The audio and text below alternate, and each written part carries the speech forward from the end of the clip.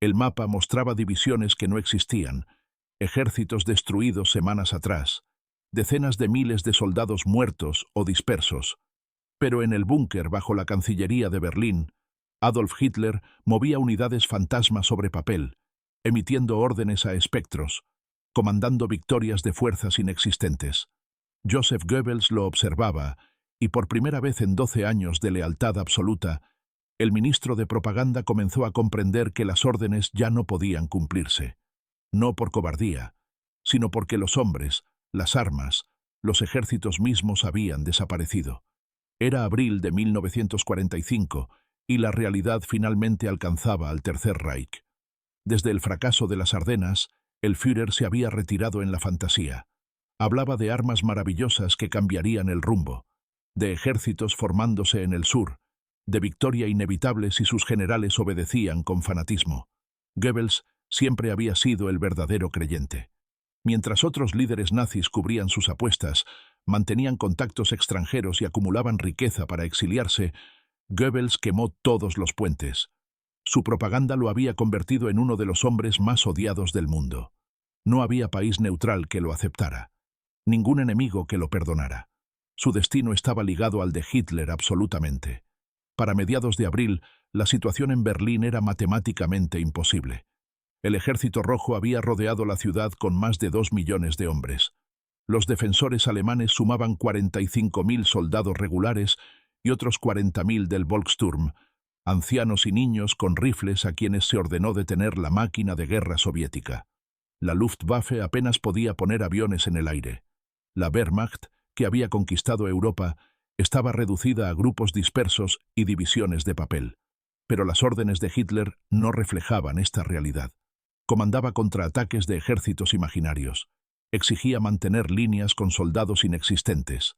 Movía divisiones en mapas mientras sus sobrevivientes se acurrucaban en sótanos o marchaban hacia el oeste, prefiriendo la captura por los aliados a la venganza soviética. El punto de quiebre llegó con una orden al SS Obergruppenführer Felix Steiner. Steiner comandaba una colección de unidades agotadas, tropas de la Luftwaffe con mínimo entrenamiento y milicias que apenas sabían disparar. Su fuerza real era 10 a 15.000 hombres. El 21 de abril, Hitler convocó a su personal militar. Los tanques soviéticos estaban a menos de 20 kilómetros del centro de Berlín. Hitler anunció su solución. Steiner atacaría desde el norte, cortaría las fuerzas soviéticas y relevaría Berlín. El general Karl Koller estuvo presente. Hitler movía marcadores en el mapa mostrando cómo avanzarían las fuerzas de Steiner. Hablaba de miles de hombres que no existían, de tanques destruidos, de cobertura aérea inexistente. Koller transmitió la orden a Steiner por radio. La respuesta fue contundente.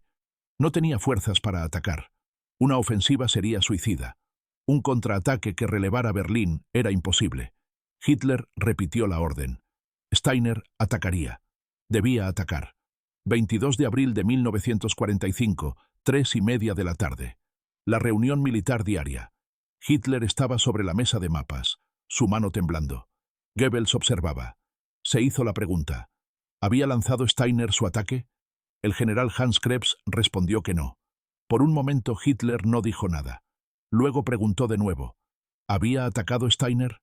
No, repitió Krebs. Lo que siguió fue el colapso final. El rostro de Hitler se enrojeció. Su cuerpo comenzó a temblar y luego comenzó a gritar. Traidores, cobardes, traición. Los generales lo habían saboteado. Toda la Wehrmacht era inútil, corrupta. Todo estaba perdido. La guerra había terminado. El Tercer Reich estaba acabado. Se derrumbó en su silla, silencioso. Entonces lo dijo en voz baja. La guerra está perdida. Esas 4 palabras del hombre que había prohibido el derrotismo, que había ordenado ejecutar soldados por retirarse. Goebbels nunca había escuchado a Hitler admitir la derrota. La persona del Führer estaba construida sobre la fuerza de voluntad, sobre vencer la realidad.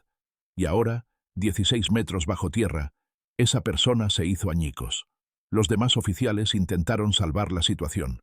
Todavía había opciones. Las fuerzas en el sur podían reagruparse. Hitler podía dejar Berlín, volar a Baviera, continuar la lucha. Hitler negó con la cabeza. Se quedaría en Berlín. Moriría en Berlín. Goebbels no se fue. Permaneció en el búnker y cuando la habitación se vació, se acercó a Hitler. Goebbels habló en voz baja pero intensamente. Si el Führer había decidido quedarse en Berlín, entonces él también se quedaría. Su esposa Magda se quedaría.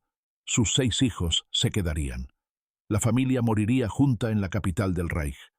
En ese momento, Goebbels comprendió algo que rompió incluso su fanatismo. Las órdenes ya no podían cumplirse, no por falta moral, sino porque la base material para cumplirlas había dejado de existir. Steiner no podía atacar porque no tenía ejército.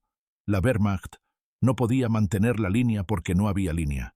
La Luftwaffe no podía dar apoyo aéreo porque no había aviones, ni combustible ni pilotos. Durante 12 años, Goebbels había sido la voz que hacía parecer inevitable lo imposible. Su propaganda había convencido a millones de que Alemania triunfaría mediante pura voluntad. Había convertido cada revés militar en un obstáculo temporal hacia la victoria final. Había hecho creer que la fe podía superar los hechos. Pero en ese búnker, el 22 de abril, los hechos finalmente ganaron. El 1 de mayo, el día después de la muerte de Hitler, Goebbels tomó su decisión final. Hizo que sus 6 hijos fueran sedados por un médico de las SS y envenenados con cianuro. Su esposa Magda aplastó personalmente las Tamsentomets, cápsulas en sus bocas mientras dormían. Helga, Hilda, Helmet, Holt, Heda y Heidider, de 12 a 3 años, fueron asesinados por sus propios padres. Entonces Joseph y Magda Goebbels subieron las escaleras hacia el jardín de la Cancillería. Una ordenanza de las SS les disparó a ambos. Sus cuerpos fueron rociados con gasolina e incendiados, como el de Hitler el día anterior. El hombre que había pasado 12 años haciendo creer en victorias imposibles, murió sabiendo que las órdenes finales no podían cumplirse, no por traición o cobardía, sino porque los ejércitos se habían ido, las armas se habían ido, el Reich mismo se había ido. Al final, Goebbels entendió lo que Hitler nunca captó, que no se puede comandar fantasmas, no se pueden ordenar divisiones fantasma atacar, no se puede desear la victoria mediante la fuerza de la creencia sola.